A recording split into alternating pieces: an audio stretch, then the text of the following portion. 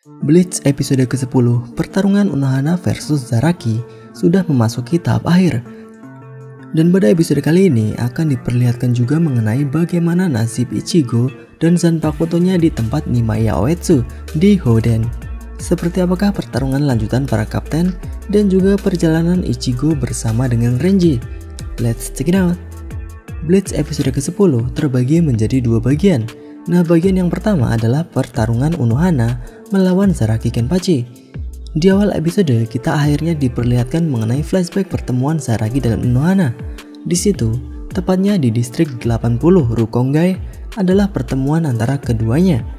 Di situ Unohana sedang mencari lawan untuk bertarung, bahkan sampai mayat-mayat bertumpuk seperti gunung dikalahkan oleh Unohana. Dan dari atas gunungan mayat tersebut muncullah anak kecil yang sekarang bernama Zaraki Kenpachi. Zaraki kecil kemudian bertarung dengan Unohana dan sampai bisa melukai bagian bawah leher Unohana hingga memiliki bekas yang tidak hilang. Menurut Unohana, dalam pertarungan Zaraki kecil dengan Unohana, Zaraki saat itu lebih kuat dari Unohana. Sampai-sampai Zaraki tanpa sadar menurunkan kekuatannya, menahan kekuatannya untuk bisa seimbang dengan Unohana agar pertarungan tetap berlanjut. Walaupun akhirnya Zaraki kecil dikalahkan oleh Unohana.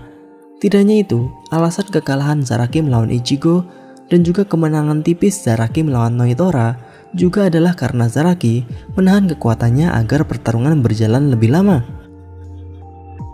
Kemudian di masa pertarungan sekarang diperlihatkan Unohana akhirnya menggunakan Bankai karena kekuatan Zaraki yang ditahan semakin lepas sedikit demi sedikit.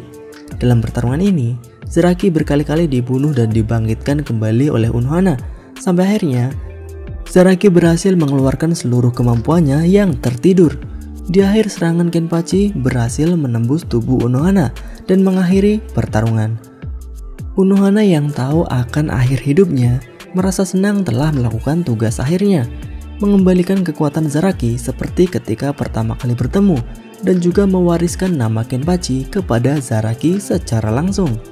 Setelah kematian Unohana, di situ Zaraki Kenpachi akhirnya bisa mendengar Zanpakuto miliknya.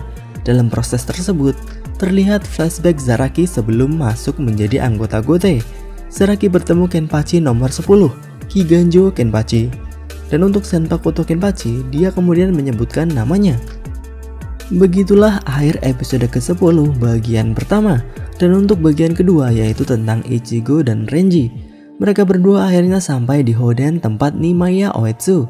Di situ terlihat banyak sekali perempuan yang sebenarnya adalah para Zanpakuto milik Nimaiya.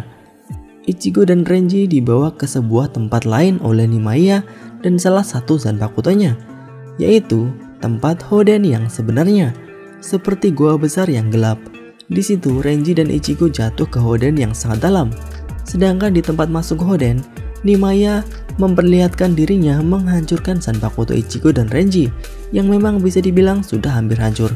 Menurut Nimaiya, Renji dan Ichigo memakai Zanpakutonya secara sembarangan sehingga membuat para Asauchi marah.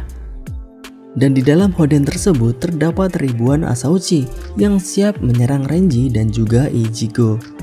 Renji dan Ichigo ditugaskan untuk bertahan selama 72 jam melawan para Asauchi agar Zanpakuto mereka bisa diperbaiki.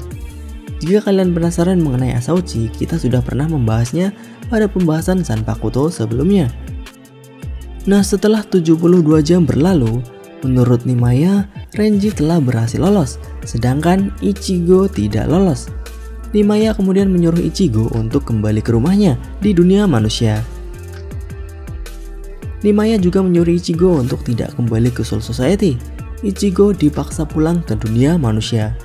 Menurut Nimaiya, Ichigo tidak dipilih oleh para Asauchi dan Ichigo perlu kembali ke tempatnya dan mencari tahu asal-usul siapa Ichigo sebenarnya. Dan hal ini berhubungan dengan apa yang dikatakan oleh Yhwach kepada Ichigo sebelumnya tentang Ichigo yang merupakan anak yang terlahir dari kegelapan. Itulah bagaimana episode ke-10 yang dibagi menjadi dua bagian cerita berbeda yang berlangsung secara bersamaan. Bagaimana menurut kalian? Apa sebenarnya asal-usul dari Ichigo yang Ichigo sendiri tidak tahu? Dan siapakah nama Zanpakuto dari Kenpachi? Tuliskan pendapat kalian di kolom komentar. Bye bye.